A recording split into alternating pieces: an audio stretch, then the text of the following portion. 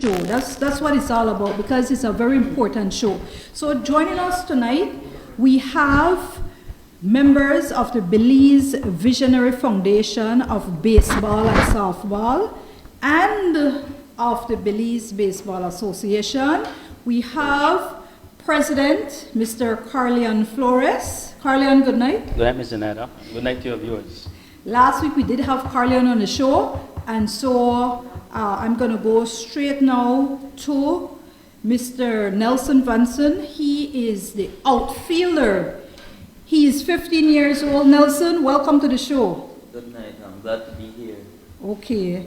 I'm going to introduce, and we have some of these guys. Is this your first time on the show? First time.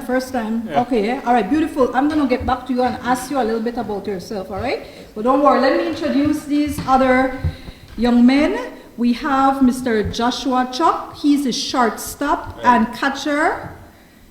I said his name yes, correct, right? Correct. He's 14 years old. Good night, Joshua. Tyrell Brooks. He plays first base and he's 14 years old. Good night, Tyrell.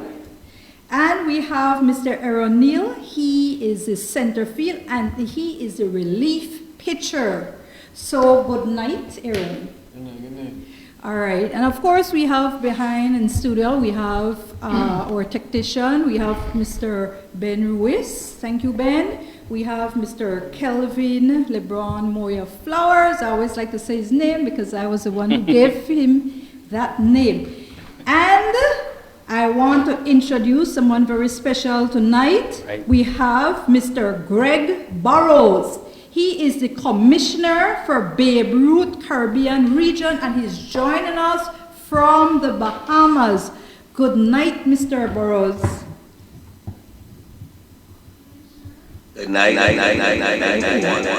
All right, so we just want to tell you that we'll be bringing in Mr. Burrows because we want to hear what first of all, we're going to just say a little bit about the Visionary Foundation, the Belize Visionary Foundation of Baseball and Softball, and then I want us to know what's happening in Belize, and then I want us to go right into why we're here as well, to discuss participation at the Babe Ruth Baseball Caribbean Championships, which will be held in the Bahamas, Nassau, Bahamas. Right. Okay, lovely place. I love Nassau, and so that's where we want our team to be heading to very shortly. So, Carolyn, let us go directly to you. You were here last week, and you have been somebody that I've known with I believe, the group. I don't want to say the greatest, but because you and I, we connect so much, right, and we communicate. For me, you have the greatest love that I know of right now when it comes to baseball. Right. Greatest, Carolyn, and I just want to, tell you thank you for that, because I see, we're not just talking about baseball in abstract. No. We see real players here. Real players. These are young men they are the face of baseball right now in Belize, and they will be our future. So they're present, but they will be the future, of course, also going out. And so, Carolyn, tell us a little bit about the Belize Visionary Foundation of Baseball and Softball. Why and what is happening with our young men? And then I'm going to go one by one and still ask each of you a little bit of something and so forth. Go yes, ahead. just to reiterate to your viewers, because I believe I had shared a bit about this last week, the foundation was founded on the 16th of January, 2017. Yes. The purpose of the foundation, of course, is it was to revive baseball in Belize and to establish it, but not just establish it, but actually we want to use a farm system. Yes. We want to have a farm system program in place, a structure that the game can last for a generation. Yes. So, in the past, as we had said, the game defunct in 1994. And so, since then, a lot of the great baseball players who grew up in that time you know, of course, they were no longer eligible to play Little League Baseball, so they went on to other things. And we know a lot of those things were very destructive in the end. Yes. As we mentioned last week, a lot of them, you know, fell victim to violence. Yes. And so it was a burden in my heart as a young man who grew up playing Little League Baseball from the 80s to the 90s. You know, I saw that there was a need to bridge the gap, because a lot of us, we transitioned into playing softball, but that was not our first choice. Yes. And also, a lot of us had the potential to make it to the highest level possible, to Major League Baseball. We really had that gift, but no one invested in us the way that we are trying to invest in our young people. Yes. And so, again, so the foundation was formed to revive the game, establish set structures in place, particularly to farm system, to bring baseball to the highest level, that we can be recognized worldwide, and also to transform the socio-economic status of our young people. The fabric of our society has been, you know, it has been degrading so much, vanishing. It has vanished to a certain degree. Not vanished, but what's the word? I want to use degrading to a certain degree. So we want to rebuild those things through the game of baseball, value for young people, create opportunities for them. And so the foundation was founded for that purpose, or for those purposes, and other purposes as well. Yes. Okay, very good, very good. I want to just make sure, that everyone is hearing us well. Good night, Rachel on Balderramos. Good night, Nancy De Paz. These are some of our usual viewers on Facebook. Of course, not everybody will comment and be on Facebook. You can just watch the TV. You don't have to go live into. You usually just watch it comes and you just watch a TV. So right. That's the beauty. If you want to be seen, you don't have to go in. That's right. how it goes. You join. You can join, or you can just watch it like TV. A lot of people they choose to just watch. Those communicate. You're going to see them join in, right? So good night, Nancy De Paz, my friend. Good night. All right, Christopher Gladden. Good night, good night. And she said good night to yourself, Mr. Flores. Yes, good night, Christian. And the young visionary baseball team. All right, thank you. And good night, Claudette Simmons. Good night, Egbert McCoy. Thank you. You know, thank you for every week. You know, this is the best song. I just want to say thank you. Hold on the gig late, guys. I know this is our young people. I'm happy that they have happiness in them. That's a good thing. That's a good thing. That's what sports is bringing out. So that is beautiful. All right. But yeah. So just make sure that everything is okay. Sorry about that. Too much thing around me. I'm here trying to make sure that I can see and everything is okay with Commissioner. So I want to just tell you, say a little bit about yourself. Again, Mr. Nelson Vanson. My name is Nelson Vanson. I'm a second at West College, going into third farm of the next year. I'm proud to be given this opportunity to play baseball in a different country and support my country by showing its players, showing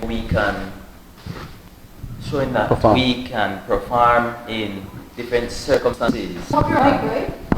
That's okay. All right, just to make sure. All right. Okay. And you know, you're 15 years old, so you know you have a long future ahead of you.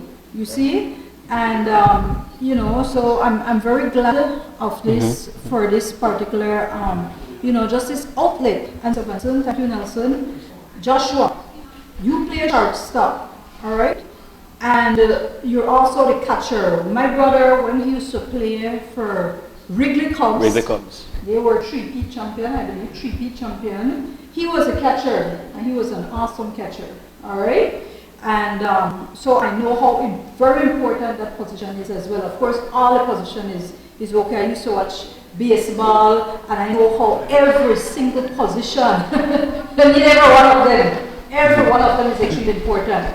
And so, tell us a little bit about yourself and what happened. How come you became shortstop, and then sometimes you're also the catcher? What happened? Is it because they just handed you that position, or you just wanted that, or what happened? Well, when I first started playing, I mean, catcher, but then let's say I played in field, so then I can play second first. Then for second I moved to shortstop. So I decided to play shortstop and third base and catcher. Okay. Okay, all right, very good, very good. Mr. Brooks, Tyrell, first base, you play first base. That's the one whereby if they bunt or anything, you want to catch the ball and they throw it to you, you catch the ball, you have to make sure you catch that, right? So tell us a little bit about yourself and what happened, how come you became first base? Good night, my name is Mr. Brooks, I'm 14. Yes. And I love baseball from when I was young. I really wanted to play, but not many opportunities was there, so I had to play softball. Okay. Then when I started, I was really stuck when I realized like, I really want to play. Okay. And then when I started baseball at college, he told me, oh, you'll be first base. So I started practicing by myself Yes. and learning the game better. And then again, he was batting balls again, and I was getting all of it, Right. every single one. And that's where he said, you're going to be my first base. Yes. So I always tried to up my game so I could catch the balls there. Okay, all right. No, and I just want to, okay, I see someone saying for the buffering. Good night, Nazri, good night, Martin. Thank you about color. Thank you. All right, Chrissy Murph said buffering, no? Yeah, so this Facebook looks okay. No, we'll have to see what's happening on Facebook in the case. So, all right. Okay. All right. So I wanna move on right now to Mr. Aaron Neil. No, Aaron, you're the one on the flyer. You're the one who, you're currently shown. That flyer, some of you have seen. It would have been good if we knew that these other three young men, so that you guys could keep it as a namesake. Because you know what? They're here now. Next thing you know, they get scouted, they become awesome, become scouted, and then they move on. They're one day a Major League Baseball player, and then you're going to say, oh yes, I remember that young man. The sky's the limit, right? Yes, I'm going to answer some questions right now because I also know their trainer and vital tips and what we're going to do those right now. So Aaron, you are the field and the pitcher. How did that come about? So basically, And tell us a little bit about yourself, too. Yeah. I'm 14. Basically, I started playing baseball and just went to softball, and I got invited to come on this team. So Sir told me, you are great because I used to your team, your senior team. Yes. So Sir said, you're a great outfielder, I want you to be my outfielder. Yes. So I was training, and eventually I stepped up and I want to try the pitching. So Sir said, I will get you on the pitching, and that's why we really pitcher. Okay, very good. Very good. Okay. All right, because I know Maurice is the... Maurice? Yes, he's a starting pitcher. He's a starting pitcher and a relief pitcher. Right. Okay. All right. So, yes, and then I want to go to Mr. Burrows. Chrissy is saying, who is their trainer and vital tips do they receive? Do they receive harsh training? What mentality do they have when playing a competitive? They want to go to your Carlton. Come on. I think the best persons to answer that are them, regarding what they receive from the training. But yes, I train them hard as I can, Okay. to the very best. Because, I train the way I would play. Yes, right? Yes. So that's why I train them. I train very hard.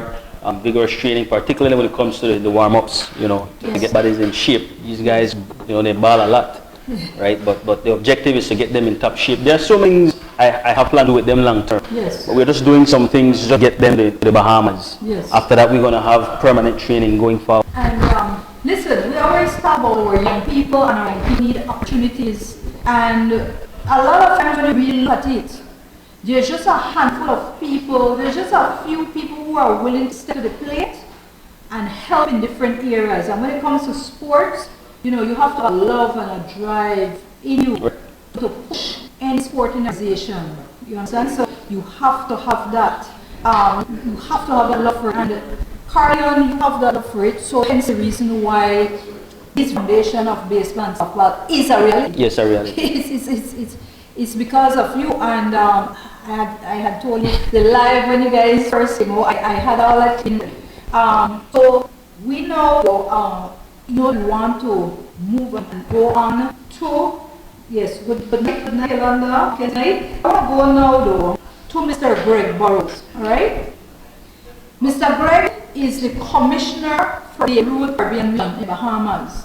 Yes, And ma'am. they're the one hosting this Caribbean region championships. Yes. And I would want to hear, first of all, Mr. Burrows, I saw that, I want you to tell us a little bit about yourself, because it would be good to know if in fact how you came about to be, and Yolanda Mackenzie says good night to everybody. So I should try and go on YouTube before just to reach your questions and just to see some of your questions. But anyway, right now, I'm going to focus on Facebook, and of course all the people on Max Television. Just keep tuning for those who want to give questions. We're also live on Facebook if you want to give your questions. And we do have WhatsApp with 615-4465 now, so you know. And then I want to tell us what is the status of baseball in the Caribbean? Because sometimes when we hear about baseball, we know about 1, 2 key countries who export, and I'll use the word export, right? That's like their crop, and I want to hear about that. And of course, then I want you to tell us about this Babe Ruth Caribbean region, this championship, and what it's about. I know we're going to play baseball, but what? Why did it come about? Good night. Good night.